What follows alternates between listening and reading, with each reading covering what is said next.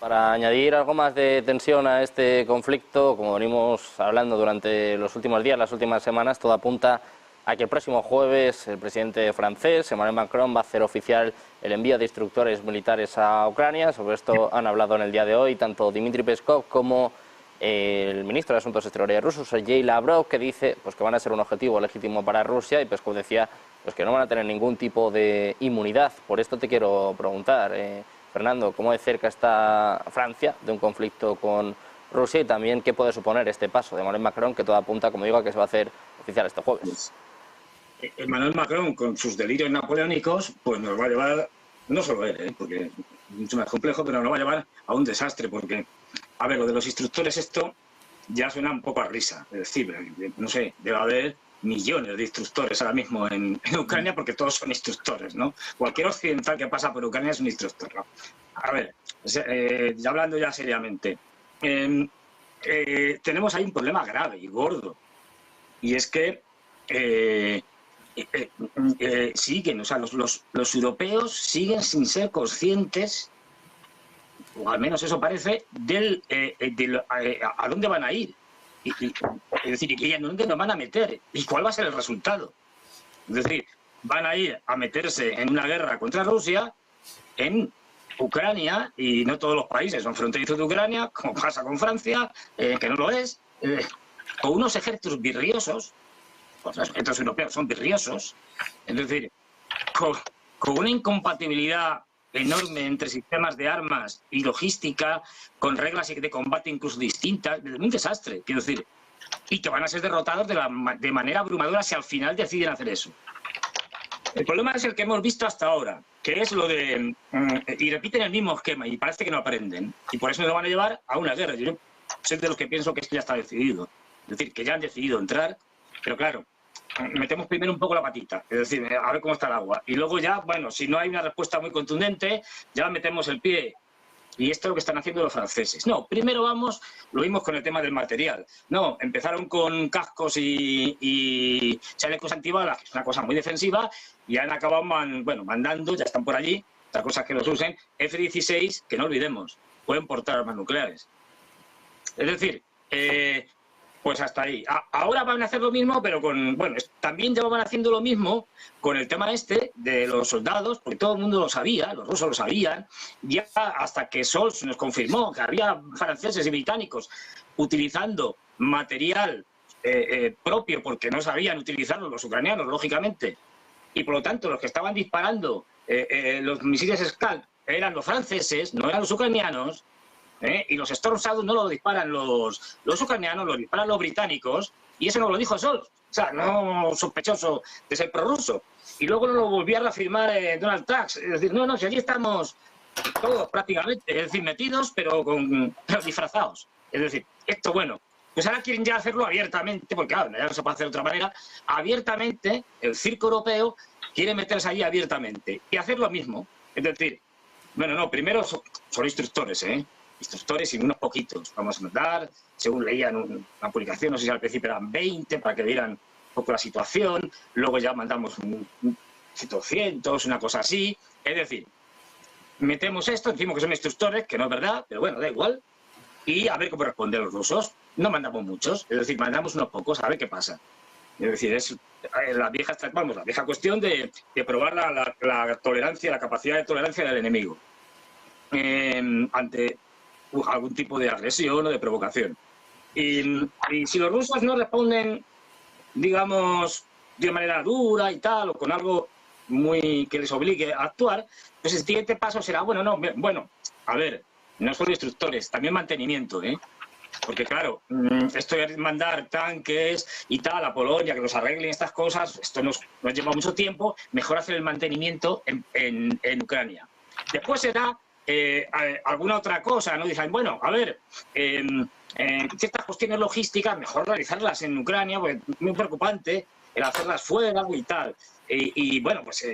Así hasta ya tengamos a toda la OTAN metida con estos pretextos. Problema de esto, desde mi punto de vista, es que los rusos ahí, aunque están respondiendo de una manera, digamos, poco poco grandilocuente, poco visible, es decir, no olvidemos que están a punto de dejar deselectrificada prácticamente a Ucrania. Los últimos ataques que se hicieron el sábado pasado, creo que fue, acabaron prácticamente con la central eléctrica de Dnipro y de hecho no se podía ni pasar con los coches por la carretera que hay arriba. Siguen prácticamente acabando con todas las centrales térmicas.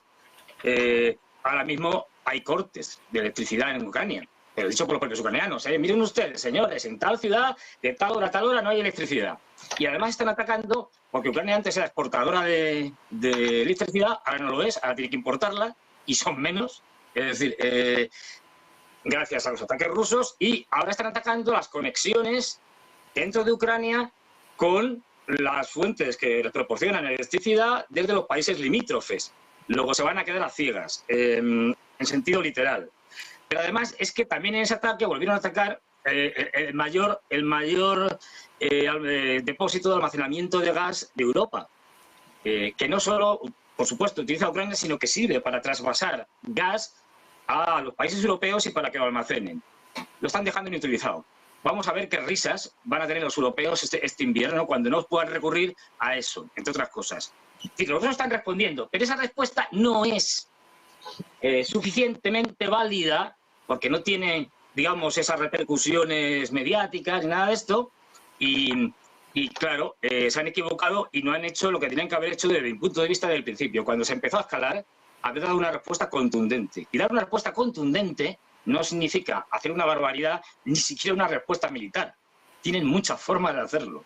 Pero vamos a ver, es decir, el problema que tienen ahora los rusos es que como no han dado una respuesta contundente, no ha habido una línea roja de verdad, bueno, aunque había alguna que otra, pero vamos, en general, esa escalada ha llevado a una confianza de los occidentales mal entendida de que, bueno, es que los rusos, casi que bombardeamos cualquier cosa y no pasa nada. Es decir, pues nada, seguimos adelante, y eso nos está llevando a una guerra segura. Aparte ya se ha tomado la decisión de ir de combatir, es decir, de matar a los europeos, y los norteamericanos nos van a dejar esta guerra, que además no olvidemos, ya es esencial, ya es existencial. Si antes era una guerra, y lo decíamos muchos, existencial para Rusia, había también lo es existencial para la OTAN, y especialmente para la parte europea de la OTAN. Estados Unidos tiene una visión más amplia, más grande. Como bien señalaba José María, es decir, está en muchos teatros, tiene muchas bases, está manejando un montón de fuerzas alrededor del mundo, tiene conflictos o zonas de interés en Asia, con el tema de China, en Birmania, sin embargo, que hay una guerra civil de lo más compleja, en Oriente Medio, por supuesto, y está siguiendo todo lo que pasa y participando con los conflictos en Oriente Medio, en África, etcétera.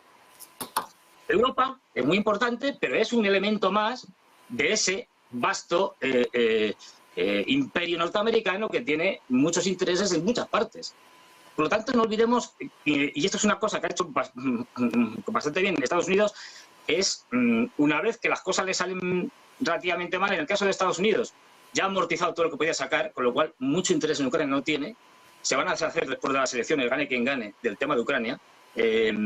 Ahora mismo simplemente los demócratas lo que quieren es que no haya una derrota estrepitosa de los ucranianos para que no afecte la campaña electoral de Biden. Pero una vez que haya pasado la campaña electoral, Ucrania pasa a un segundo plano, y además que ya han dicho, hasta el final Financial Times lo decía, no, si lo importante después de la campaña electoral es Asia, es China, hay que ir a por los chinos, dejaros de tonterías. Y de hecho los dos están ahora mismo los dos candidatos tirándose pedradas con el tema de China.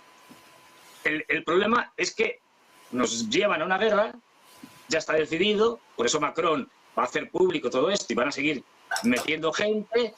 No olvidemos que hay gente muy loca dentro de la Unión Europea, como los bálticos, pero muy loca. Es decir, esto, y que tenemos unos dirigentes además absolutamente estúpidos, que toman decisiones erróneas cada 2 por 3, con lo cual el desastre está garantizado. Y ya finalizo, que me enrollo mucho.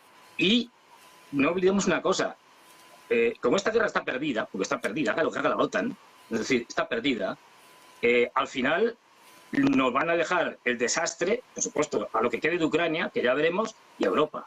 Y los norteamericanos nos van a dejar colgados.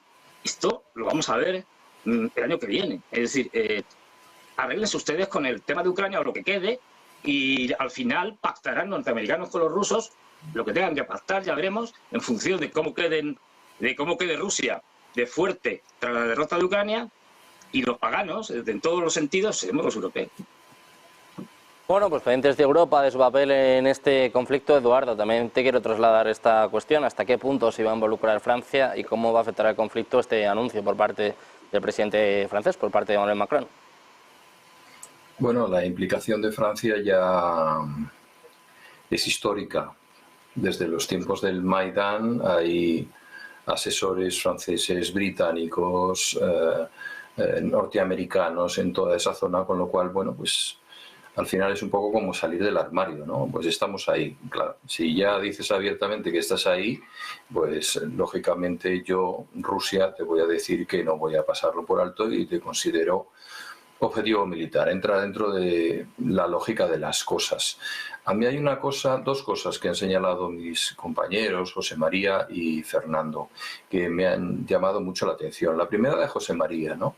Cuando ha señalado la inmensidad de Rusia. Claro, es que cualquier guerra en Rusia es una guerra mundial. O sea, no puede ser otra cosa, no es invadir Moldavia, no.